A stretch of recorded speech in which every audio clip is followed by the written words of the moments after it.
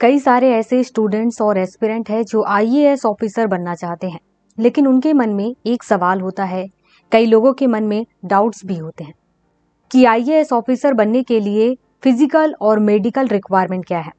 इसका मतलब है कि कई सारे लोगों के मन में इस तरीके के सवाल आते हैं कि आखिर हमारी हाइट कितनी होनी चाहिए जो कि हम आईएएस ऑफिसर बन जाए। कुछ स्टूडेंट्स के मन में इस तरीके के भी सवाल आते हैं कि हमारी हाइट अच्छी नहीं है, या फिर हम सुन नहीं पाते या बोल नहीं पाते, या कुछ छोटी मोटी चोट है, तो क्या हम आईएएस ऑफिसर बन सकते हैं या नहीं।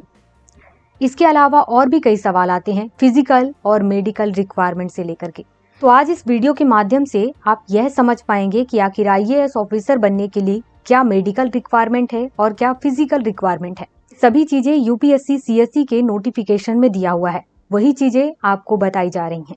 अब हम शुरुआत करते हैं। सबसे पहले बात करते हैं ऐसे एस्पिरेंट या स्टूडेंट्स के बारे में, चाहे वो लड़का हो चाहे वो लड़की हो।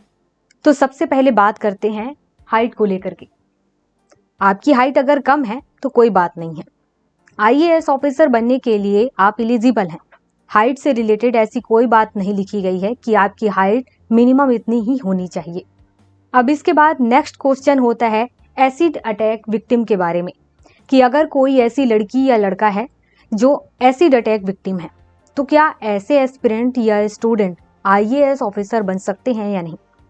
तो बिल्कुल आईएएस ऑफिसर बनने के लिए ऐसे स्टूडेंट एलिजिबल हैं।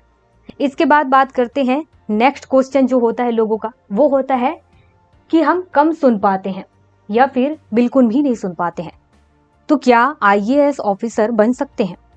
तो आपको बताना चाहूंगी कि आप चाहे कम सुन पाएं या फिर सुनने की भी एक अपनी अलग अलग लिमिट होती है।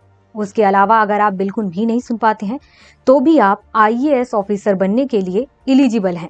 नेक्स्ट क्वेश्चन है कि कुछ लोग यह भी कहते हैं कि अगर हमें कुष्ठ रोग है तो क्या हम आईएएस ऑफिसर बन सकते हैं।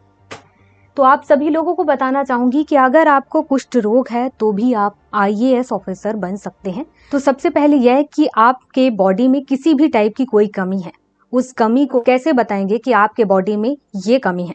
इसके लिए सर्टिफिकेट होता है, इसलिए उस सर्टिफिकेट को आपको जमा करना होगा ताकि यूपीएससी यह जान पाएगा कि आप में कौन सी और किस टाइप की कमी है। कुछ लोगों का सवाल होता है बौनापन से रिलेटेड, तो यहाँ पर बताना चाहूंगी कि अगर आप में से किसी में ये भी कमी पाई जा रही है तो भी आप आईएएस ऑफिसर बनने के लिए योग्य हैं, एलिजिबल हैं। इसके बाद नेक्स्ट क्वेश्चन होता है locomotor disability and cerebral palsy के बारे में। तो आपको बताना चाहूंगी कि अगर आप में ये भी कमी पाई जा रही है या इनमें से किसी एक की, तो भी आप आईएएस ऑफिसर बनने के लिए एलिजिबल हैं। इसके बाद नेक्स्ट क्वेश्चन होता है कि हम देख नहीं पाते हैं या फिर कम देख पाते हैं, देखने में दिक्कत होती है, इस तरीके की भी क्वेश्चन होते हैं। तो आपको बताना चाहूंगी कि आप में देखने से रिलेटेड किसी भी प्रकार की कमी है, चाहे कम देख पाते हो या फिर बहुत कम देख पाते हो या बिल्कुल भी नहीं देख पाते हैं, तो भी आप आईएएस ऑफिसर बनने के लिए एलिजिबल हैं। इसके बाद बात करते हैं मल्टीपल डिसेबिलिटी की। इसका मतलब है कि एक इंसान में कई प्रकार की विकलांगता होना। तो चलिए पहले ये समझ लीजिए कि अगर एक इंसान में किस किस टाइप की कमी होती है तो भी वो आईएएस ऑफिसर बनने के लिए एलिजिबल है।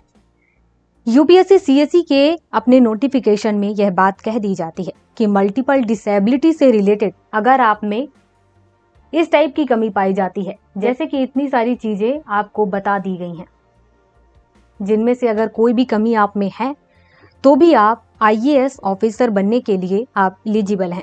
मल्टीपल डिसेबिलिटी में जैसे कि किसी का एक पैर होता है, किसी के एक हाथ होते हैं, किसी के दोनों हाथ नहीं हैं, किसी की उंगलियां नहीं हैं, किसी के दोनों पैर नहीं हैं, इस तरीके की कमी पाई जाती है। तो ऐसे स्टूडेंट और एस्पिरेंट भी इस एग्जाम के लिए एलिजिबल हैं। इसके अलावा कुछ और भी छोटी छोटी कमियां हैं जो अगर आप में हैं तो भी आप इस एग्जाम के लिए एलिजिबल हैं।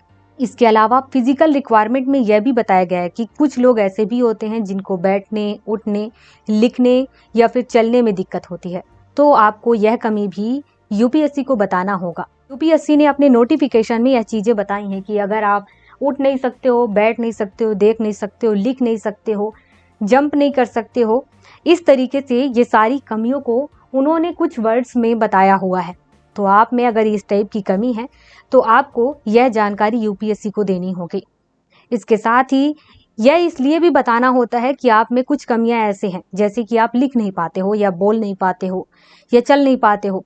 तो लिख नहीं पाना, तो सबसे खास बात यहाँ पर यह है कि जब आप एग्जाम देंगे वहां पर लिखना भी होगा, तो आपके लिए इस तरीके की व्यवस्था की जाएगी ताकि आप नहीं तो कोई दूसरा लिख सके, या आप ही ऐसी व्यवस्था करेंगे या फिर वो व्यवस्था करेंगे। ये सारी चीजें देखनी होती है, बतानी होती है। तो इस तरीके से ये सारी चीजें यूपीएससी के अपने ही नोटिफिकेशन में बता दी गई हैं, और ये सभी के लिए है कि आप में कौन कौन सी कमी होगी, उसके बाद भी आप आईएएस ऑफिसर बनने के लिए एलिजिबल हैं। इसके अलावा कुछ और भी क्वेश्चंस आते हैं, जैसे कि कुछ लोगों के छोटे मोटे ऑपरेशन होते हैं, जैसे कि दांतों का ऑपरेशन, हाथों का ऑपरेशन, ऐसा ऑपरेशन जिससे कोई दिक्कत नहीं होती है, सब कुछ ठीक होने के लिए होता है और सब कुछ ठीक हो भी जाता है। तो लोगों के मन में डाउट्स होता है कि हमारा ऑपरेशन हुआ है तो क्या हम लोग आईएएस ऑफिसर बनने के लिए एलिजिबल हैं या नहीं है। तो आपको बताना चाहूंगी कि ऐसा कोई भी ऑपरेशन हुआ है जिससे आप केवल ठीक हो रहे हैं तो आप आईएएस ऑफिसर बनने के लिए एलिजिबल हैं।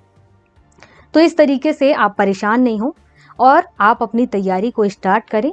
साथ ही ये बात भी है कि सबसे ज्यादा आईएएस ऑफिसर बनने के लिए कई सारी कमियों को एक्सेप्ट किया गया है कि आप में चाहे इस टाइप की कमी होगी, उसके बाद भी आप आईएएस ऑफिसर बनने के लिए एलिजिबल हैं।